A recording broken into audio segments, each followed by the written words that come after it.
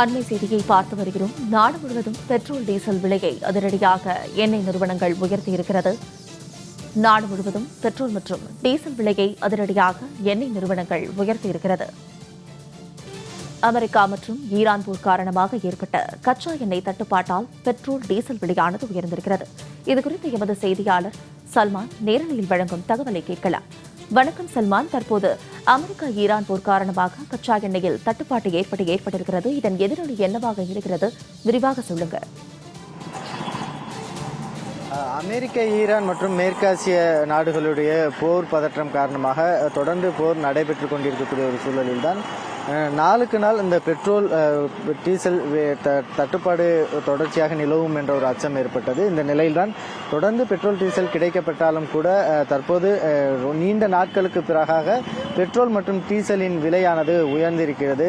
சுமார் 3 ரூபாய் அளவிற்காக பெட்ரோல் மற்றும் டீசல் விலை உயர்த்தப்பட்டிருக்கிறது. லிட்டர் ஒன்றுக்கு மதுரையை பொறுத்த மட்டிலும் 101 ரூபாய் விற்பனை செய்யப்பட்டிருந்த நிலையில் இன்று முதலாக 104 ரூபாய்க்கு பெட்ரோல் விற்பனை செய்யப்படுகிறது. அதேபோன்று டீசலை பொறுத்த மட்டிலும் 93 ரூபாய் அளவிற்காக விற்பனை செய்யப்பட்டு இன்றைய முதலாக 96 ரூபாய் அளவிற்காக விற்பனை செய்யப்பட்டுள்ளது. 3 ரூபாய் அளவிற்காக விலை உயர்வு நடைபெற்றிருக்கக்கூடிய சூழலில் ஒட்டுமொத்தமாக இந்த பெட்ரோல் டீசல் பயன்பாடு என்பது அனைத்து மக்களும் நடுத்தர மக்களும் கூட பயன்படுத்தக்கூடிய ஒரு வாகனங்களுக்கு அதிக அளவிற்காக பயன்படுத்தப்படக்கூடிய ஒரு சூழலில் ஒட்டுமொத்தமாக இந்த பெட்ரோல் மற்றும் டீசல் விலை உயர்வு என்பது நடுத்தர மக்களை பாதிக்கக்கூடிய அளவிற்காக உணவுப் பொருட்கள் தொடங்கி அத்தியாவசிய பொருட்கள் அனைத்தும் விலை உயர்வதற்கான வாய்ப்புகள் உள்ளது. ஏனென்றால் வாகனங்களை பொறுத்துதான் அந்த விலைவாசி உயர்வு என்பது வாகனங்களுடைய பயன்பாட்டை பிரதானமாக வைத்துதான் உயர்வு நடைபெறும். அந்த வகையில் 3 ரூபாய் அளவிற்காக அந்த உயர்த்தப்பட்டிருக்கக்கூடிய சூழலில் இன்னும் மேலும் உயர்த்தப்படும் என்ற ஒரு அச்சமும் கூட ஏற்பட்டிருக்கிறது. மேலும் உரிய முறையில் இந்த பெட்ரோல் மற்றும் டீசல் தட்டுப்பாடு இன்றி கிடைக்குமா என்ற ஒரு பதற்றமான சூழலிலும் கூட மக்கள் இருக்கக்கூடிய ஒரு நிலை ஏற்பட்டிருக்கிறது. இருந்த பொழுதிலும் மத்திய அரசை பொறுத்த மட்டிலும் தட்டுப்பாடு இன்றி பெட்ரோல் டீசல்களை வழங்குவதற்கான ஏற்பாடுகள் செய்யப்பட்டிருப்பதாக நடவடிக்கை மேற்கொள்ளப்பட்டு வருகிறது. இதன் தொடர்ந்து இந்த 3 ரூபாய் அளவிற்காக பெட்ரோல் மற்றும் டீசல் விலை உயர்வு ஏற்பட்டிருப்பது ஒட்டுமொத்த வாழ்வாதாரத்தை நம்பியிருக்கக்கூடிய இந்த இதுபோன்ற போக்குவரத்துகளை மட்டுமே நம்பியிருக்கக்கூடிய அந்த ஏழை எளிய மக்களுக்கு ஒரு மிகப்பெரிய ஒரு பாதிப்பை ஏற்படுத்தியிருக்கிறது. இதனைத் தொடர்ந்தாக உணவுப் பொருட்கள், டீ மற்றும் பொதுமக்கள் பயன்படுத்தக்கூடிய உணவு விடுதிகள் உள்ளிட்ட அனைத்து பொருட்களுமே அதிக அளவிற்கான கூடுதல் விலை உயர்வதற்கான வாய்ப்புகள் உள்ளது. இது தொடர்பாக பேசுவதற்காக சமூக ஆர்வலர் காலமேகம் அவங்ககிட்ட கேட்கலாம். இது மாதிரி அந்த பெட்ரோல் டீசல் விலை உயர்வு நீண்ட நாட்களுக்கு பிறகு ஏற்றப்பட்டிருக்கு. என்ன மாதிரியான ஒரு பாதிப்பை ஏற்படுத்தும்? இது கடந்த 4 ஆண்டுகளுக்கு பிறகு இப்ப லிட்டருக்கு டீசல், பெட்ரோல், சிஎன்ஜி 2 ரூபாய் உயர்த்தப்பட்டிருக்கு. இது பெரும் அதிர்ச்சியா இருக்கு.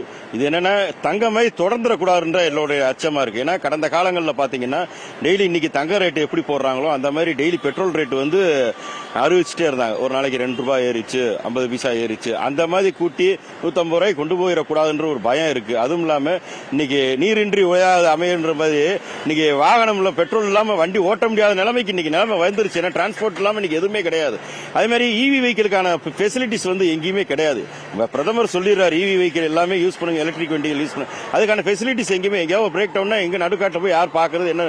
ஆனா அதோட விலையும் ஜாஸ்தியா இருக்கு இவி வெஹிக்கிள். ஆனா பெட்ரோல் வண்டினா எங்கேயாவது ஒரு ரிப்பேர்னா அடுத்து ஒரு சின்ன மெக்கானிக் வந்தா கூட அதை பார்க்கக்கூடிய வாய்ப்புகள் நிறைய இருக்கு. அதனால பெட்ரோல் வெஹிக்கிள் தான் மக்கள் அதிக அளவு விரும்புறாங்க. இன்னைக்கு பாத்தீங்கன்னா டெலிவரிஸ், ஜொமேட்டோ அந்த மாதிரி ஆட்கள் பாத்தீங்கன்னா அதிக அளவு யூஸ் பண்றாங்க. இன்னைக்கு அவங்களுக்கு சராசரியா ஒரு நாளைக்கு ஒரு 400 ரூபாய் வருமானம் வந்துச்சுருவீங்க. இந்த பெட்ரோல் விலையினால அவங்களுக்கு ஒரு 150 ரூபாய் கட்டாயிடும். அப்படின்ற போது வருஷத்துக்கு மாசத்துக்கு ஒரு 5000 ரூபாய் கட்டாயிருது. அப்படின்ற போது அவங்களோட வாழ்வாதாரம் தடைப்படுது. அதுக்கு அடுத்தது பாத்தீங்கன்னா லாரி டிரான்ஸ்போர்ட்ல தான் எல்லாமே வருது. இப்ப சின்ன ஒரு குண்டூசியா இருந்தாலும் சரி, பெரிய செங்கலா இருந்தாலும் சரி, பாறாங்கல்லா இருந்தாலும் லாரியில தான் வருது.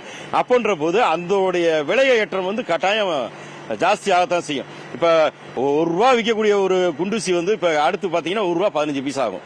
அப்ப நம்ம அப்படின்னா 1 ரூபாய் 15 பைசான்ற போது இன்னும் உங்களுக்கு ஏறும். ஒவ்வொரு விஷயத்துல ஏற போகுது.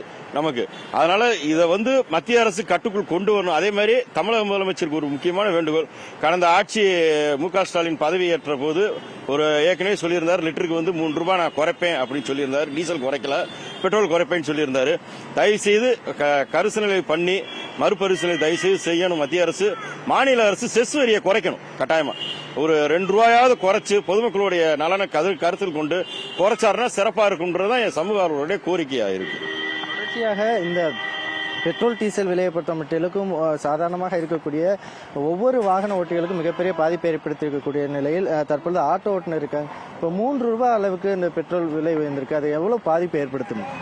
ஆட்டோ தொழில் ரொம்ப எங்களுக்குலாம் ரொம்ப மன வருத்தமாக தான் இருக்குது. 59 ரூபா வந்துருந்துச்சு கேஸு. டப்பக்கண்டு இந்த 2 மாசத்துல 90 ரூபா கிட்ட வந்துருச்சு. ரொம்ப கஷ்டமாக தான் இருக்குது எங்களுக்கு. இப்போ இந்த கேஸும் 2 ரூபா சிஎன்ஜி ரேட்டும் கூட்டியிருக்காங்க. இப்போ ஆட்டோ எல்பிஜி கேஸுமே உங்களுக்கு ஈஸியாக கிடைக்குதா? அதுவும் விலை உயர்ந்திருக்கு. இல்லை, இப்போ இந்த பல்கில் நம்ம கரிவேல் முருகன் பல்கில் வந்து மேக்சிமம் மதுரையில் இது கொஞ்சம் பெருசு. அதனால இதில் எப்பயுமே மேக்சிமம் எல்லாரும் பொதுமக்கள் பாதிக்கப்படக்கூடாதுன்றதுக்காக கஷ்டப்பட்டு இறக்கி இவங்களும் கொண்டு வந்து கொடுத்தாங்க. அதுதான் சும்மா சொல்லக்கூடாது, எல்லாமே நல்லபடியாக பண்ணாங்க.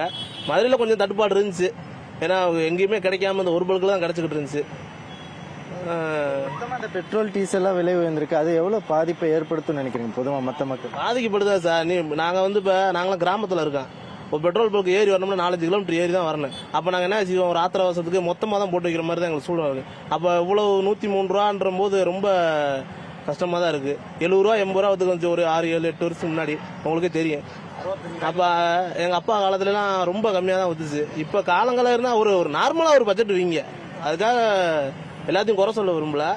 என்ன பொதுமக்களுக்கு யாருக்கும் பாதிப்படாமல் நல்லபடியாக வைத்தா எல்லாருக்கும் நல்ல சந்தோஷம்.